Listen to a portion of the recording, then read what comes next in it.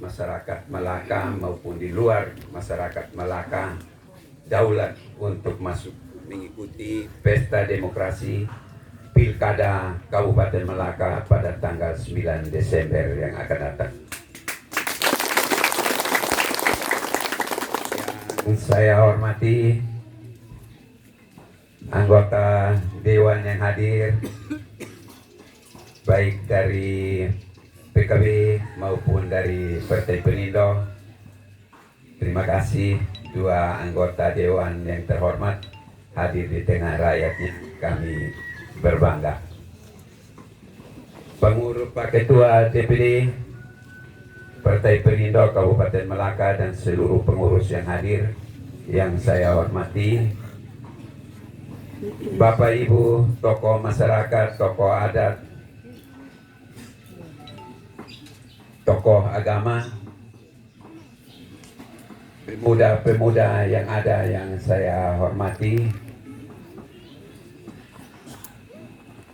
petugas keamanan yang mengamankan seluruh kegiatan ini yang saya hormati, mungkin ada Bawaslu,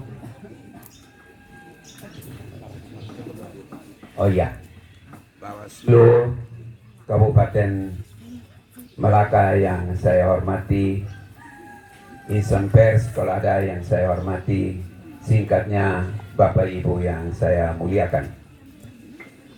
Saya mau kasih tahu sedikit tentang kenapa di Indonesia ada pemilu.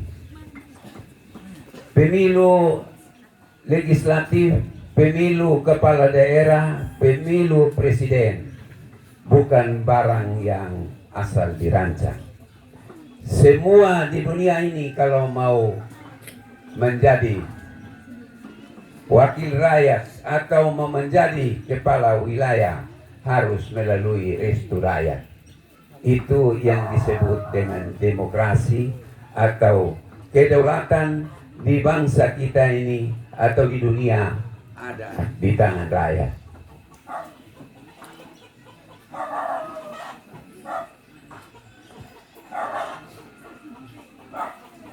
Orang bilang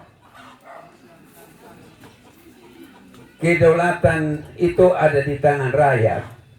Artinya semua yang merupakan pembesar itu, baik dewan dari kabupaten sampai pusat, baik kepala daerah dari kabupaten kota sampai presiden, itu rakyat yang menentukan. Kenapa menentukan? Dibilang kedaulatan apa namanya Pak Dokter, dari rakyat oleh rakyat. Ya. Itu demokrasi adalah kedaulatan dari rakyat, oleh rakyat, dan untuk rakyat. Bapak Ibu, ini teori dunia oleh Abraham Lincoln di Amerika. Dan semua negara ini. Dan kita di Indonesia buat ini. Dan ini bukan barang biasa-biasa. Kenapa? Karena pilihan Bapak Ibu menentukan Bapak Ibu pun nasib sendiri. Bukan menentukan nasib Pak Simon hanya menjadi kepala daerah. Tapi setiap pemilihan ujung-ujungnya adalah perubahan terhadap nasib kita atau tidak. Provinsi NTT ini juara 3 miskin di Indonesia dan mungkin juara 3 miskin di dunia, karena Ethiopia sudah beranjak menjadi negara maju berkat teknologi dari Israel. Mereka tidak akan minta timba air lagi daripada gurun, tapi mereka tangkap air dari udara langsung dari air. Begitu. Kenapa kita mesti bercermin? Kenapa Nusa Tenggara Timur ini tetap miskin terus? Dewan silih berganti, bupati silih berganti, miskin ada terus di Indonesia, di Nusa Tenggara Timur. Di bawah Papua dan Papua Barat, bayangkan. Ya. Salah satu sebab adalah kita oral suara. Tunjuk pemimpin yang tidak tepat. Tunjuk pemimpin yang tidak tepat. Kalau kita susah, apakah pemimpin yang susah? Tidak. Pemberi mandat yang susah. Kenapa? Karena dia asal pilih. Dia milih bukan melalui hati nurani, tapi dia dengar sebelah omong apa. Hai, lu dengar kotron, kita ikut sih. Jadi pun demokrasi, haknya, kedaulatannya tidak ada. Akhirnya asal habok, asal taruh, dan kita begini terus di Nusa Tenggara Timur. Nah, rakyat yang berdaulat, kedaulatan ada di tangan rakyat.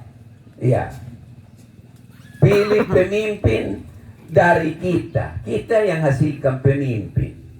Ya, dari rakyat, oleh rakyat, bahkan kuasa di rakyat, oleh kita yang pilih, untuk rakyat kita tidak pernah dapat.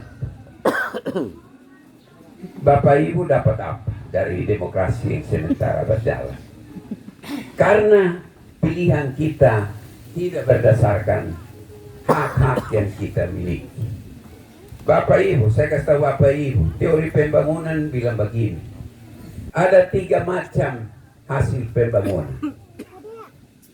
Hasil yang satu kita lihat.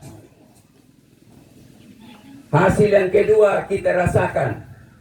Hasil yang ketiga kita miliki. Pembangunan, kapal terbang itu hasil pembangunan, kita lihat. Tapi rasakan dan miliki, kita tidak naik dan tidak punya. Kita hanya tepuk tangan saja bahwa kapal terbang lewat. Di TTS bilang outnen omfinya. Iya. Lihat kok kita senang, tapi kita tidak rasakan dan tidak miliki. Karena kita tidak pernah akan naik pesawat terbang, kapal terbang. Iya. Yang kedua dirasakan.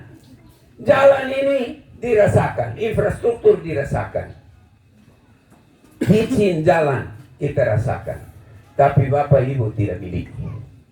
Itu milik umum. Puskesmas licin, kantor-kantor licin, tapi kita hanya rasakan pada waktu berobat, tapi kita tidak miliki itu puskesmas. Itu pembangunan yang ketiga. Ketiga, hasil pembangunan dirasakan oleh rakyat. Tetapi Bapak Ibu, kita sudah pembangunan dari tahun 69. Saya masih di SMA, tapi saya sudah pensiun 2 kali. Kita masih tetap juga. Padahal pimpinan umat bilang dunia semua kiamat. Berarti kita ini zaman yang paling susah sudah. Sudah susah di dunia, bisa jadi susah di surga juga. Ya. Nah, oleh karena itu Bapak Ibu, kenapa kita tidak pernah merasakan? Karena prioritas untuk rakyat tidak pernah prosentasenya besar. Ya. Lalu kita dibuai hongkis, lihat. Itu ketika saya jadi orang besar, jalan 1 juta kilo. Iya, tetapi rakyat tidak dapat apa-apa. Saya jadi orang besar, gedung 1 juta buah, tetapi rakyat tidak dapat apa-apa. Nah, untuk itu program-program Pak Simon saya dengar lebih berpihak kepada rakyat. Cukup untuk rakyat makan, anak sekolah, sehat dulu. Lalu apa yang satu Pak Simon? Adat istiadat. Ini saya bangga tadi beliau cerita. Ya, Bapak Ibu, harkat dan martabat orang Timor turun sampai ke titik nadir. Saya ketua Persatuan Orang Timor, ketua umum, 16 tahun.